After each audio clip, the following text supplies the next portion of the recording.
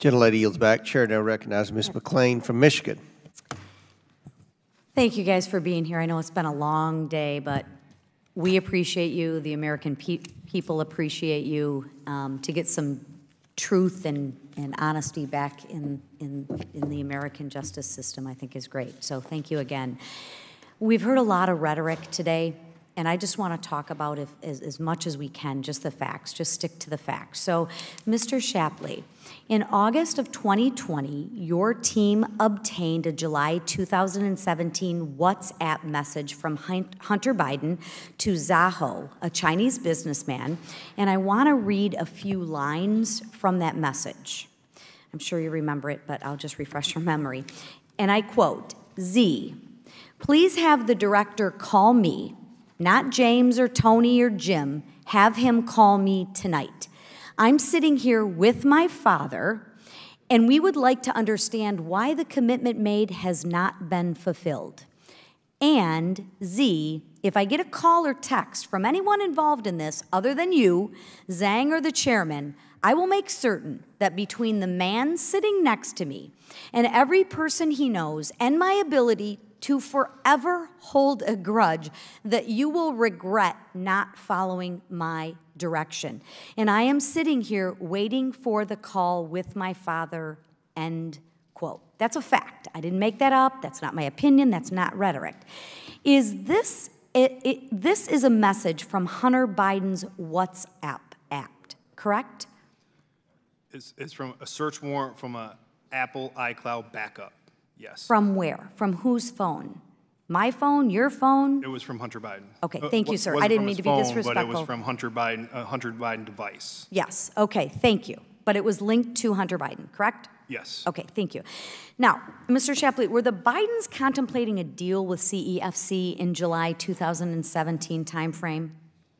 So I would just have to stick to what was in my transcript. I don't know if I really described that. And then have you? I think that's a portion of the WhatsApp message. However, I do believe there's a full chain that if it's relevant, we can turn that over to the House Ways and Means Committee, and they can decide to vote to release that to you. That would be appreciated. I just wanted to give, in my limited time, just to set the stage. One person has come forward, Tony Bobulinski, I believe, has alleged that the Bidens were contemplating a deal with CEFC even earlier than 2017, and he's come forward and said that. Is Tony Bobulinski the Tony referenced in the WhatsApp? I'm trying to connect the dots. I think we need to stick to the transcript, and I think in my testimony I referenced Sinohawk, the Sinohawk deal, and we know that that deal never went through, and that relates to CEFC in China. Okay, so the Tony that he's referencing, do you believe that to be Tony Bobulinski? So in my transcript, I did not mention anything regarding Tony Bobulinski, but what I can do, again, is provide any information that I have related to him over to the House Ways and Means Committee. Thank you so much. And then the reference to James, is there a reference to James in there? Is that James Gilliar, another Biden associate? Again, we might have to get that one too. That's okay. And again, I think it's just critical that we stick to the facts and not my opinion. So I appreciate the fact that you're only speaking with fact, not on a partisan basis. Absolutely. But if you could get those, that would help. Because in another message, Zaho responds to the earlier message, copy, I will call you on WhatsApp, and Hunter writes back, oh, my friend. Okay, my friend, I am sitting here waiting for the call with my father. Again, my concern is the ability to tell the truth, right? The cover-up is always worse than the crime. How many times did we hear Joe Biden say, not involved, not involved, not involved, I have no idea, yet his son says he's sitting right there while he's making these alleged influence peddling. So, Mr. Shapley, what do you think? What do these messages indicate to you? Can you comment on that?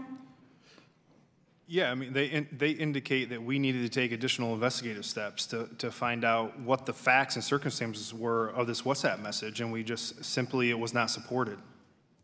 Can you explain to us, what do you mean it wasn't supported? So Special Agent Ziegler, I mean, spoke Yeah, about as a it normal, so as a normal part of a tax investigation, you want to understand why individuals are earning money. If someone's paid a significant amount of money, in order for that to be income, not a gift, not a loan, you need to understand the substance to why that person is paying them. And that's why you need to understand the four corners of that transaction. Sure. And that's standard operating procedure that is usually held for normal members of society. I mean, that's standard operating procedure, but what you're telling me is you weren't able to pursue that. Correct? That's correct. I am out of time. Thank you so much, Mr. Chairman, and thank you again. Chair recognizes Mr. Burchett from Tennessee. Thank you, Mr. Chairman, members. Thank you all for being here.